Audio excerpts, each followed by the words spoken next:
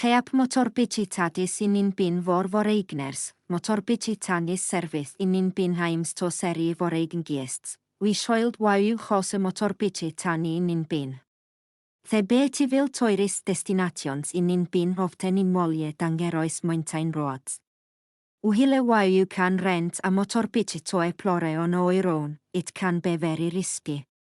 There have been many cases of foreign tourists renting motorbikes and experiencing accidents.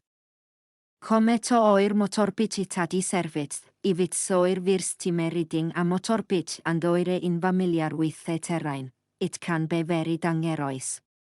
We recommend taking a motorbike tadi. This why you can enjoy the beautiful scenery savely, especially because the drivers are locals who know many picturesque locations. Why you might appreciate their guidance.